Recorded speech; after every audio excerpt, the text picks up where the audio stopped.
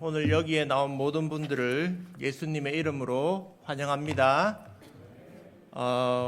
마태복음 28장에는 예수님께서 제자들을 부르셔서 마지막 명령, 지상 명령을 주십니다. 그런데 오늘 본문은 그 전 부분인데, 그 예수님께서 제자들에게 그 귀한 지상 명령, 최고의 명령을 주시기 전에 중요한 또 명령을 주신 사람들이 있었던 것입니다. 교회에는 보통 여자가 남자들보다 많습니다. 지금도 둘러보시면 우리 여집사님, 권사님들이 많죠. 제가 그 전에 있었던 교회에서는 청년부가 남자 1에 여자 4, 남자가 20명이면 여자가 80명, 그 정도로 비율이 여자가 압도적으로 많았었던 것을 기억합니다. 그래서 어떤 분들은 그런 농담을 하시더라고요. 왜 교회에 여자가 많을까? 성경 말씀에 죄가 많으면 은혜가 많다고, 여자들이 죄가 많은 거 아니냐, 그런 말씀을 하시는 분도 계셨는데 그건 아닐 겁니다. 남자가 더 죄가 많지 않습니까? 어쨌든 이 많은 여성분들이 교회에서 예수님을 믿고 예수님의 제자로 그렇게 살아가고 있는데, 오늘 본문에 예수님의 여자 제자가 등장하는 것입니다. 예수님께는 두 종류의 제자가 있었습니다. 우리가 잘 알고 있는 12제자는 사도로 불리는 사람들이었죠. 이들은 예수님과 함께 복음을 전하고 치유 사역도 하고, 그리고 계속 예수님과 동행하는 그런 사람들이었습니다. 다 남자들이었죠. 그런데 예수님과 함께 따라다니지 않는 제자들도 있었습니다. 예수님을 믿고 예수님을 따라가지만 행동으로, 몸으로서 따라다니지 않고 예수님이 집에 오시면 대접해드리고 도와드리는 그러한 역할을 맡은 사람들이 있었던 것입니다. 대표적으로 베다니에는 마르다 마리아 자매가 있었고, 그 오라버니 나사로와 함께 그들은 예수님을 따라다니지는 않지만 예수님을 믿는 제자들이었던 것입니다. 예수님을 따라다녔던 12사도, 이 제자들은 12는 구약 성경에서 12지파를 상징하기도 합니다. 그래서 예수님이 그들을 뽑으셨는데, 그런데 따라다니지 않지만 예수님의 마지막 그 사건, 그 십자가 사건에서는 끝까지 함께했던 사람들이 있었습니다. 제자들은, 사도들은 예수님이 십자가에 달리실 때, 군인들에게 잡혀갈 때 다 도망을 갔죠. 그런데 여자들은 예수님을 따라서 십자가에 달리시는 그 자리에까지 함께 갔던 것입니다. 여자들은 그렇게 많은 기록이 있지는 않습니다. 그런데 이름들을 살펴보면 모친인 마리아가 있고, 그 다음에 막달라 마리아, 글로바의 아내 마리아, 헤롯의 아내 요한나, 수산나, 살로메, 야고보의 어머니 마리아, 이런 분들이 등장합니다. 공생애 동안 예수님을 몸으로서 따라다니지는 않았지만 결정적인 사건, 십자가의 사건에서는 이 여자들은 예수님의 십자가에까지 함께 따라갔던 것입니다. 심지어 마태복음 27장 61절에 보면 예수님이 장례를 치르시는 그 장면에서도 여자들은 그 무덤 맞은편에서 지켜보고 있었던 것입니다. 예수님이 십자가에서 하시는 말씀을 듣고 함께 아파하고 슬퍼하고 절망을 느꼈습니다. 그런데 진짜 놀라운 것은 그 여자들은 절망을 느꼈지만 예수님을 끝까지, 죽으셨지만 끝까지 예수님을 따라간 것입니다. 오늘 본문에 보면 이들은 예수님이 죽었지만 끝까지 사랑했습니다. 이들을 통해서 우리는 예수님이 이 12제자 사도들에게 내가 살아났다라는 이 부활의 메시지를 전하게 하는 그 여자들의 특징, 부활의 증인들의 특징을 살펴볼 수 있습니다. 그 첫 번째가 뭐냐면 바로 끝까지 사랑했다는 것입니다. 사랑입니다.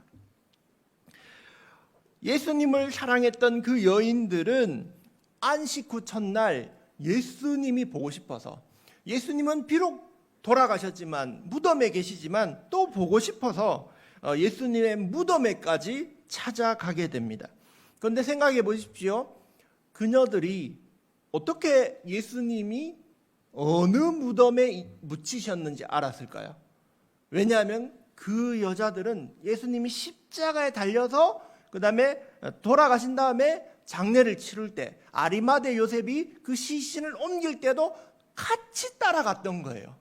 그러니까 예수님이 어느 무덤에 묻힌 줄 아니까 무덤에 가서라도 예수님을 만나고 싶었던 그런 사랑이 있었던 것입니다. 그 여자들이 결국은 예수님의 첫 번째 부활의 증인이 된 것입니다. 부활의 증인의 첫 번째 특징은 바로 사랑입니다. 사랑. 끝까지 사랑하는 것.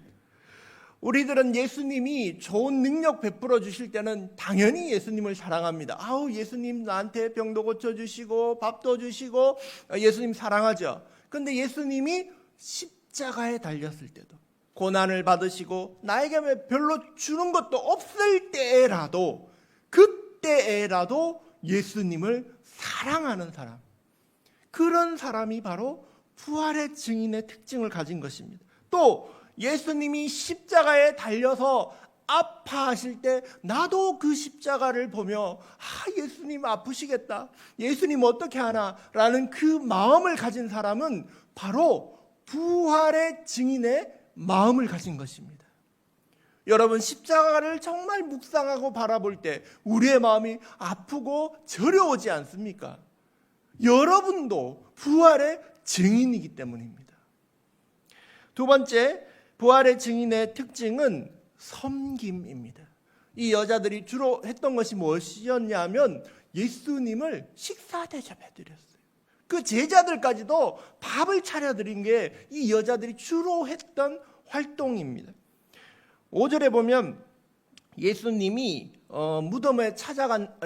무덤에 여자들이 찾아간데 누구를 만납니까? 5절에 보시면 천사가 여자들에게 말하여 이르되, 천사를 만났어요. 천사. 여러분, 천사 가끔 만나시잖아요. 못 만나십니까?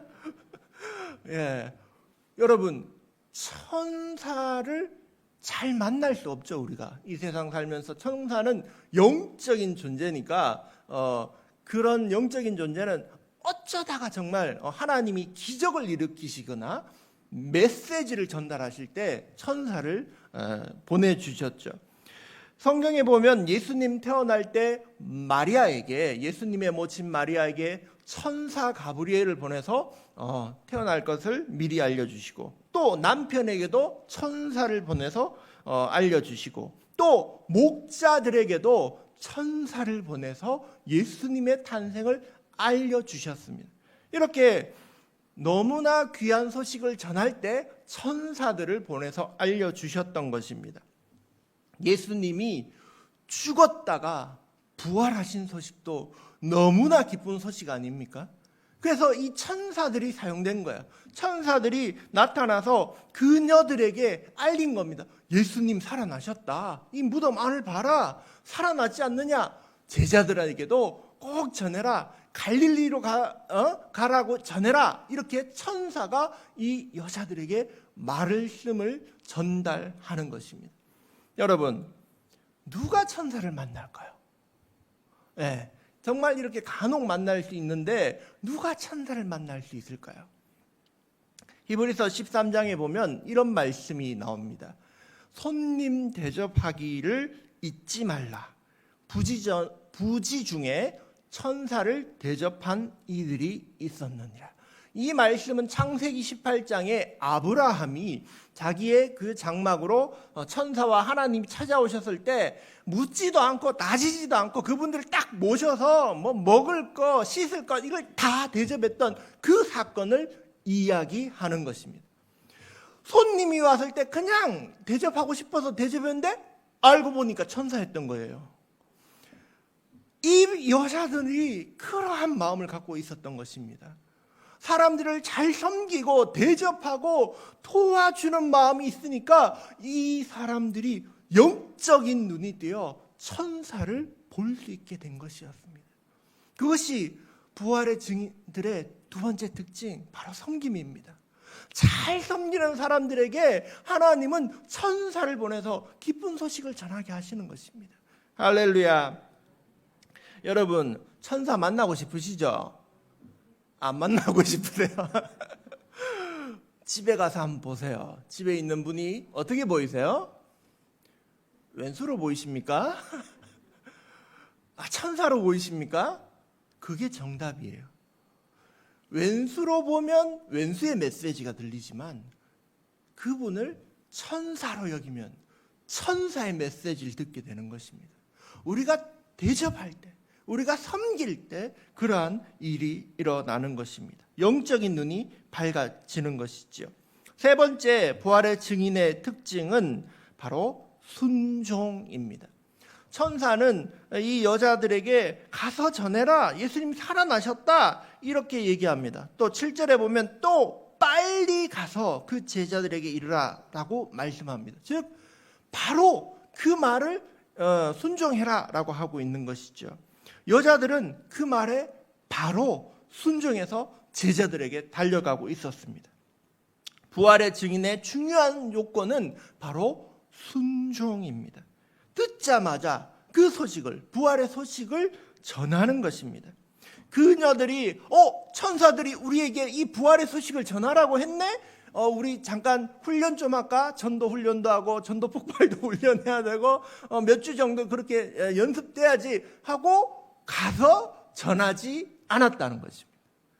그녀들은 그 소식을 듣자마자 바로 가서 부활의 기쁜 소식을 전했던 것입니다. 여러분, 부활의 소식은 누가 전합니까? 바로 순종하는 사람이 전할 수 있습니다. 예수님께서 요한복음 4장에 보면 우물가에서 사마리아 여인을 만나 주십니다. 그 이야기들은 여러분 다 잘 알고 계시지 않습니까? 그 이야기 중에서 신령과 진정으로 예배하는 때가 오고 또 남편이 다서시고 그런 여러 가지 이야기가 있지만 그 이야기의 마지막이 어떻게 되는 줄 아십니까?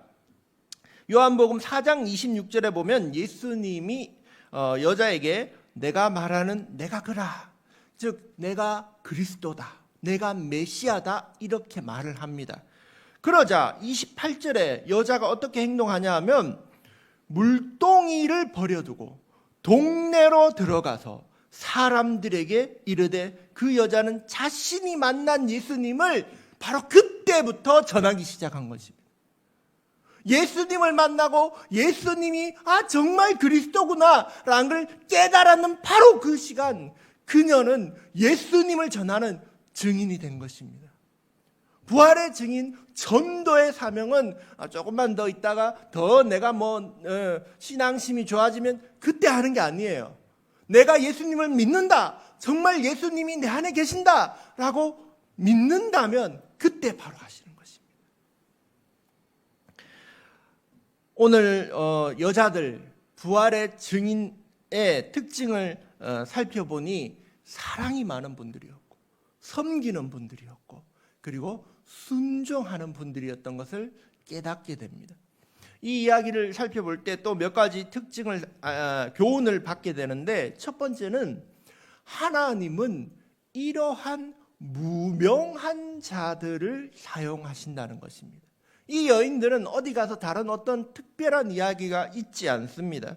그러나 그녀들을 사용하셔서 하나님은 하나님 나라의 확장, 천국 복음을 전하는 것에 첫 번째로 사용하신 것입니다. 또 두 번째 특징은 사람들은 그녀들을 기억해 주지 않아도 하나님은 기억하신다는 것입니다. 오늘 이 천사가 전한 말씀의 5절에 보면 너희가 지금 십자가에 못 박힌 예수님을 찾으러 온 줄 내가 아노라라고 천사가 말합니다. 너희가 어떻게 왔는지 내가 안다. 너희가 얼마나 예수님을 사랑하는지 내가 안다. 하나님은 이 여자들이 어떻게 하는지 다 알고 계신 거예요. 마지막 교훈은 복음 전파에는 남녀노소가 없다는 것입니다. 나는 어려서 못해요. 아니에요. 어려도 전도 잘해요. 나는 나이 많아서 전도 못해요. 아니에요. 하나님은 누구라도 쓰시는 거예요. 남자만 쓰시는 것도 아니고 여자만 쓰시는 것도 아니고 남녀노소 상관없이 하나님은 부활의 메시지를 가서 전하는 증인으로 사용하십니다. 어떤 한 다큐멘터리를 봤습니다. 우리나라에 들어온 여자, 남자 그 선교사님들이 계시지 않습니까? 조선 말기에 1885년부터 그 일제 강점기 끝나는 1945년까지 선교사님들이 1529명이 들어오셨대요. 예, 이 조선 땅에. 그런데 여자가 무려 1114명이래요. 1500명 중에 1100명이 여자 선교사님이셨던 거예요. 여자가 훨씬 더 많았어요. 이 부활의 증인에 사용되는 것에 놀랍지 않습니까? 여러분, 하나님 나라를 위하여 섬기고 애쓰는 곳엔 언제나 여성들의 놀라운 활약이 있었던 것입니다. 우리는 나같이 연약한 게 무슨 전도를 합니까? 내가 무슨 교회 일을 합니까? 그렇게 생각할지도 모릅니다. 그러나 하나님은 연약한 자를 들어 강하게 쓰시는 것입니다. 연약한 자를 들어 부활의 증인으로 쓰시는 것입니다. 그러므로 여러분도 부활의 증인인 줄 믿습니다. 마지막으로 한 분을 소개시켜 드리려고 합니다. 로제타 셔우드라는 분이 계십니다. 이분은 미국 뉴욕에서 태어났는데 1865년에 미국에서 태어나셨고 의학대학을 나와서 의료 선교사가 되겠다고 이제 마음을 품었습니다. 근데 이분에게 감리교에서 너는 조선으로 가라 이렇게 이제 파송을 하는데, 이분이 의료 선교사로 이제 훈련 받을 때 옆에서 한 남자가 윌리엄 제임스 홀이라는 남자가 야 나랑 결혼하자 이렇게 청혼을 했어요. 근데 했을까요? 안 했을까요? 싫다고 거절했어요. 싫다고 거절하고 처녀의 몸으로 여자 선교사로 조선 땅에 파송받습니다. 그리고 한국에 그 전에 미리 또 들어온 분들이 계셔서 여성을 위한 전문병원 보구여관이라는 곳이 있었는데 그곳에서 의료 선교사로 사역하고 또 다른 사람들에게 뭐 여러 가지 교육도 하고 선교사의 활동을 했습니다. 근데 이 여자 선교사님을 도운 사람이 있었는데 이화학당에서 있었던 한 소녀였습니다. 김점동이라는 소녀였습니다. 그래서 이 로제타가 김점동을 아주 귀하게 보고 야 네가 저 의사가 되면 좋겠다 해서 이 여성분을 더 공부시키고 미국에까지 데려갑니다. 그래서 이분이 나중에 이름이 바뀌어서 박예스더가 되는데 한국 최초의 양의사가 됩니다. 이 로제타가 평일에는 진료하고 주일에는 영어를 가르치고 의학 교육도 하는데 1891년에 미국에서 만났던 윌리엄 제임스 홀이 한국에 선교사로 들어온 거예요. 그리고 또 청혼을 하고 둘은 드디어 결혼식을 하고 둘의 결혼식이 우리나라 최초의 서양식 결혼식을 하게 됩니다. 그런데 아들이 태어났는데 셔우드 홀이 태어나고 결혼한 지 3년 만에 남편이 발진 티푸스 열병으로 그만 사망하게 됩니다. 근데 남편이 사망했을 때 이 로제타의 뱃속에는 둘째가 있었어요. 딸이 있었어요. 그래서 이 로제타가 남편이 죽은 땅, 이 조선 땅에서 사역을 그쳤느냐? 그렇지 않고 잠시 쉬러 미국에 갑니다. 그리고 아이를 낳고 두 아이를 데리고 다시 3년 만에 조선 땅에 와서 다시 사역을 시작하는 겁니다. 그런데 이 둘째 아이가 한국에 와서 아빠랑 똑같은 병으로 이디스가 결국 또 죽게 됩니다. 남편도 죽고 딸아이도 죽은 그곳에서 그녀는 사역을 멈추지 않았습니다. 여성 전용 병원 광해여원을 열고 남편을 기념해서 기올병원을 열고 그리고 죽은 딸을 기념해서 이디스 어린이 병원을 만듭니다. 그리고 그녀는 교육에도 힘을 썼습니다. 평양 외국인 학교를 설립하고 맹인 여자들을 위하여 또 교육하고 한 곳에 머물지 않고 의료 여행을 다니면서 가는 곳마다 여인과 맹인들과 어린이들을 치료해 줍니다. 1910년에 또 로제타가 사랑해서 세웠던 그 한국 최초 여의사 박에스더가 그만 34세의 나이로 결핵에 걸려 죽게 됩니다. 그때쯤 되니까 자라난 아들 샤우드 홀이 며느리 메리암과 함께 미국에서 공부를 마치고 선교사로 들어온 거예요. 그래서 계속 대를 이어서 한국에서 선교를 하고 그녀는 나이가 많아서 1933년 조선의 사역을 정리하고 미국에 돌아가서 1951년 85세의 나이로 돌아가시게 됩니다. 그리고 남편이 묻힌 곳, 딸이 묻힌 이곳에 그 시신이 와서 다시 양화진에, 서울 양화진에 묻히게 되었던 것입니다. 하나님은 이 땅에서도 여성들을 사용하셨어요. 부활의 증인으로 사용하셨어요. 그들이 사랑이 많고 섬김을 할 줄 알고 그리고 순종하였기 때문에 그들을 통하여 하나님의 나라를 확장해 가신 거예요. 죄가 많아서 그게 아니라 그들이 사랑이 많았기 때문에 연약한 분들이었기 때문에 그들을 통하여 하나님은 하나님의 나라를 확장해 나가신 것입니다. 여러분도 그러한 부활의 증인 되시길 축복합니다. 여러분의 약함을 통해서도 하나님은 역사하실 것입니다. 어리거나 늙었거나 여자거나 남자거나 할 것 없이 하나님께서는 역사하실 줄 믿습니다. 예수 그리스도의 십자가의 부활의 증인이 되시기를 주님의 이름으로 축복합니다. 아멘.